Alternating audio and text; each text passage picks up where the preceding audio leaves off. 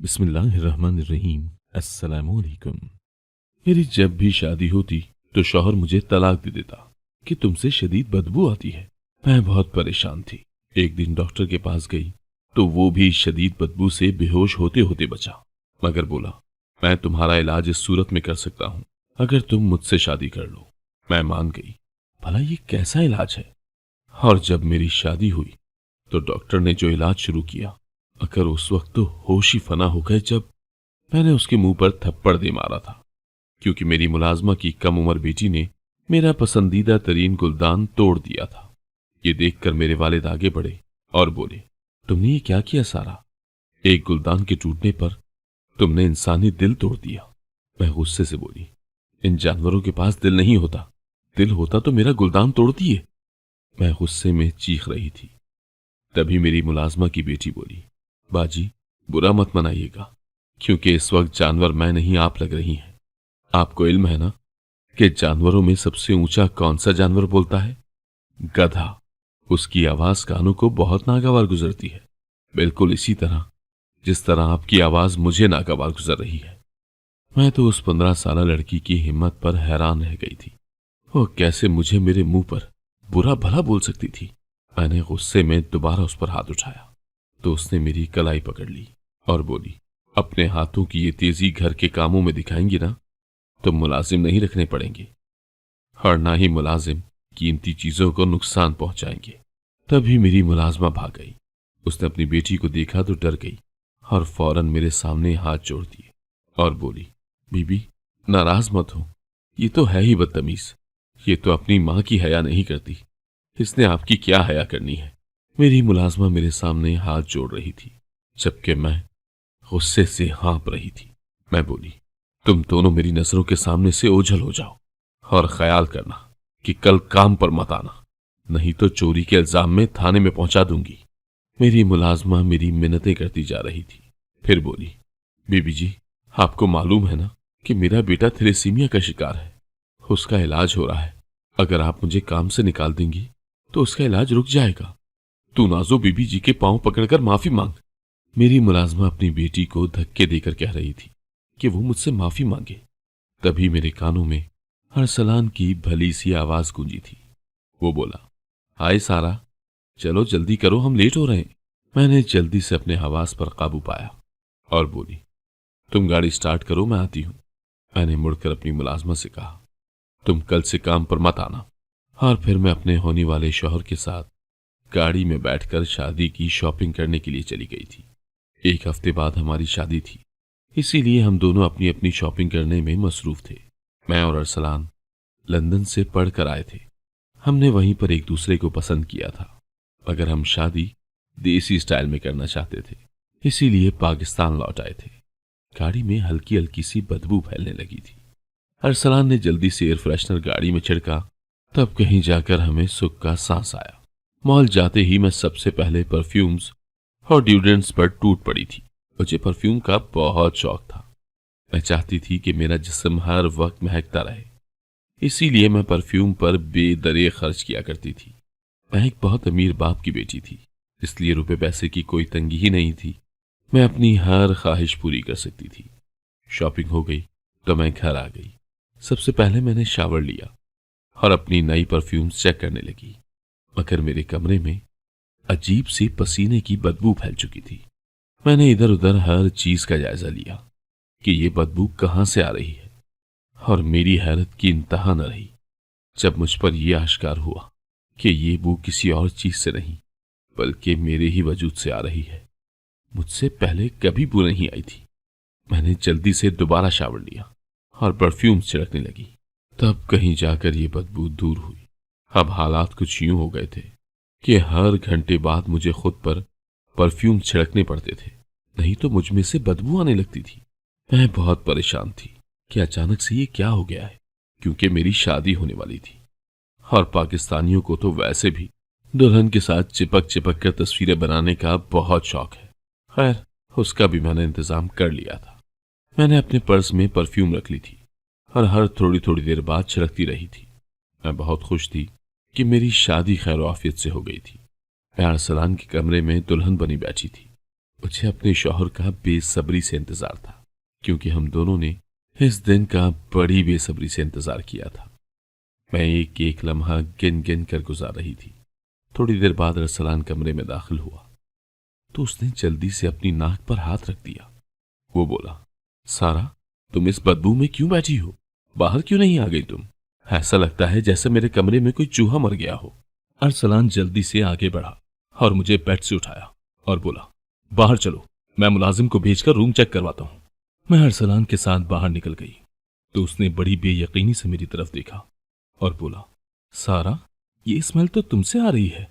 I think तुम्हारे लहंगे में कोई इशू है। तुम ये लहंगा बदल लो और आरामदेह लिबास पहनकर बैठो। मैं थोड़ी देर में वापस आता हूं। मैं कमरे में वापस आ गई थी।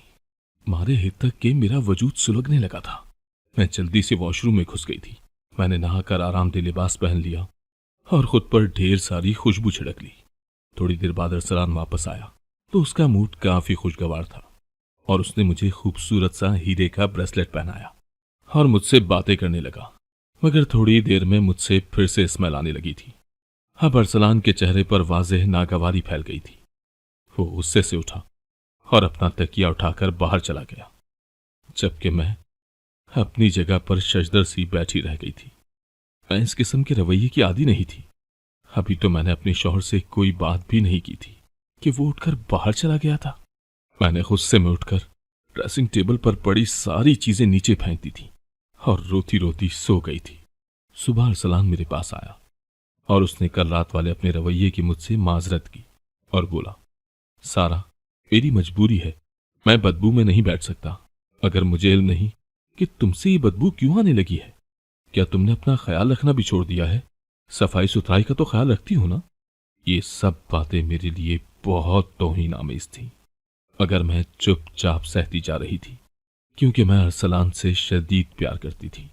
अगले दिन हम प्लान के मुताबिक हनीमून पर चल पड़े, लेकिन सारे रास्ते मेरे और अरसलान के दरमियान झगड़ा ही होता रहा और वजह थी मेरी बदबू।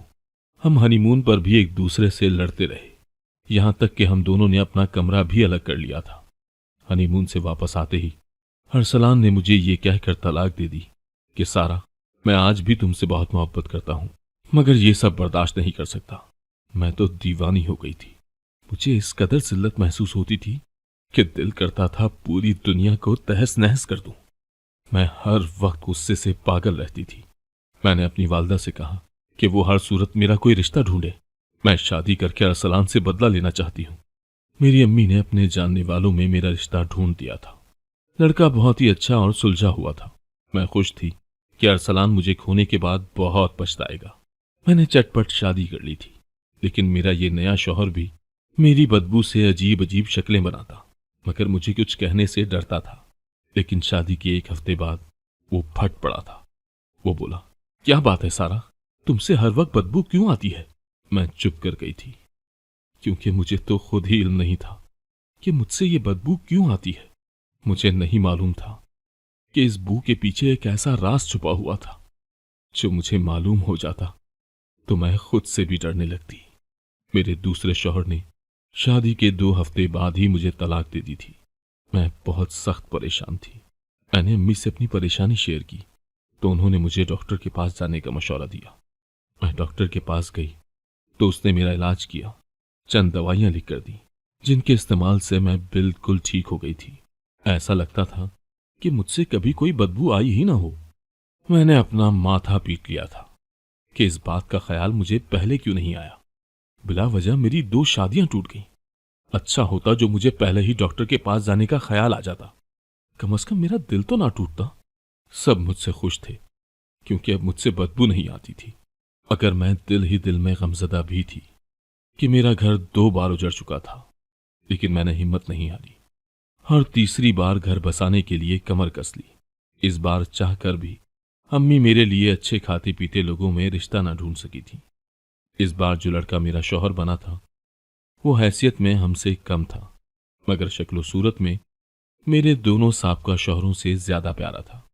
मैं बेइंतहा खुश थी कि चलो एक बार फिर से मेरा घर तो बस जाएगा। अब तो मुझसे बदबू भी नहीं आती थी।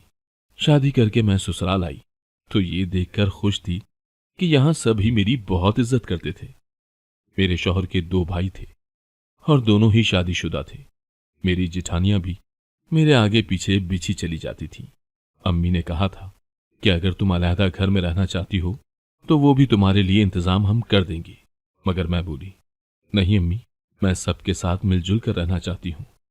मगर हकीकत तो ये थी कि अपने आप से कम लोगों में रहकर मेरी जख्मी आना को बहुत सुकून मिला था। ये लोग जब मेरी खातिर मदारत करते तो ऐसा लगता जैसे मेरे जख्मों पर मरहम रख रहे हों, क्योंकि मेरे साबका दोनों शौहरों ने मुझे मेरी ही नजरों में गिरा दिया था। मेरी शादी को 2 माह हो चुके थे, जो कि मैंने बहुत खुशी से गुजारे थे। मैंने अपने हनीमून की तस्वीरें भी जगह जगह पोस्ट की थी ताकि किसी तरह मेरे शौहर देखकर जल जाएं। लेकिन हनीमून पर मुझसे फिर से बदबू आने लगी थी। मैं शदीद घबरा गई थी। मैंने नोट किया था कि मैं जितना घबराती थी मुझसे उतनी ज्यादा ही बदबू आती थी। इसीलिए मैं अपने शौहर के सामने अपने हवास पर काबू पाने की कोशिश करती थी। लेकिन जब वो ये पूछता कि सारा, ये बदबू कहां से आ रही है, तब मेरा सारा एतमाद रेत की दीवार की तरह ढह जाता था। मैंने अपने शौहर से वापस घर चलने की जिद की, जबकि वो अभी वापस नहीं जाना चाहता था। उसने जिंदगी में पहले कभी इतनी खूबसूरत जगहों को नहीं देखा था। खैर, मेरी ही जीत हुई थी और हम वापस आ चुके थे। मेरे शौहर का मूड बेइंतहा खराब था, लेकिन मैंने आते ही उसे अपना एटीएम थमा दिया कि जाकर अपने लिए शॉपिंग कर लो। मेरे इस अमल से मेरे शौहर का गुस्सा झाग की तरह बैठ गया था। खैर, मैंने आते ही सबसे पहले डॉक्टर की तरफ रुख किया था। उसने मुझे दवा वगैरह दी थी, मगर इस बार वो दवा भी असर नहीं कर रही थी। मैं शदीद परेशान रहने लगी थी। अब तो मेरी जिठानियां मेरी मौजूदगी में गैर महसूस कुन अंदाज में अपनी नाक छुपा लिया करती थी। वो खुलकर तो मुझसे मेरी बदबू के मुतालिक नहीं पूछ सकती थी, क्योंकि मैं उनके बच्चों के लिए बहुत महंगे महंगे तोहफे लाती थी। यूं ही करते करते 3 माह मजीद गुजर गए और इस वक्त ने मेरी बदबू में मजीद इजाफा कर दिया था। यहां तक कि मेरे एहसानात के नीचे दबा हुआ मेरा शौहर भी अब नखरे दिखाने लगा था और बार बार मुझे इस बात का एहसास दिलाता कि मुझसे बदबू आ रही है। अब तो हम एक दूसरे से लड़ने झगड़ने भी लगे थे और इस लड़ाई का अंजाम हमारी तलाक पर हुआ था। मुझे तो यकीन ही नहीं आ रहा था कि मेरे साथ ये सब भी हो सकता है। मैं तो हुस्न की परी थी, खुशबू में हर वक्त बसी रहती थी, लेकिन मेरे साथ जो कुछ भी हो रहा था बहुत ही भयानक था। मैंने अब सबसे मिलना जुलना छोड़ दिया था और खुद को अपने घर तक महदूद कर लिया था। मैं हर वक्त घर में रहती थी। मुझे शदीद डिप्रेशन हो गया था। मैं अपने घर में रहते हुए भी अपने वालिदैन की शक्ल देखने के लिए तरस जाया करती थी, मगर ये बदबू मुझे इजाजत ही नहीं देती थी कि मैं उनसे मिल लूं। अब तो मैंने खुद को नुकसान पहुंचाना शुरू कर दिया था। मैंने सिगरेट नोशी शुरू कर दी थी और अब ड्रग्स की तरफ भी जाने लगी थी। मैं चूड़ियों के साथ अपने हाथों पर कट लगाती रहती। किसी को मेरे मुतालिक इल्म ही नहीं था कि मैं किस अजाब से गुजर रही हूं, क्योंकि मेरे मुलाजमीन भी अब मेरे कमरे में नहीं आते थे। वो जब भी आते तो फौरन अपनी नाक ढांप लिया करते थे और मुझसे अपनी यह तक बर्दाश्त नहीं होती थी। इसीलिए मैंने उनसे कह रखा था कि मेरे कमरे में कोई भी ना आए। अब मुझे ऐसा लगने लगा था कि मुझे कोई खतरनाक बीमारी हो गई है। मैं हर वक्त गुस्से में रहती। कीमती कीमती चीजें ऑनलाइन मंगवाकर जब उनको देखती तो दिल में ख्याल आता कि मैं ये सब चीजें खुद मॉल जाकर क्यों नहीं खरीद सकी। बस इस बात के बाद मैं अपने हवास खो देती थी और सब चीजें तोड़ देती। तब कहीं जाकर मुझे थोड़ा सा सुकून मिलता था। अब मैं हर लम्हा सोचती रहती कि किस तरह अपनी जिंदगी का खात्मा करूं। मैं बस इस अजियत से निजात चाहती थी।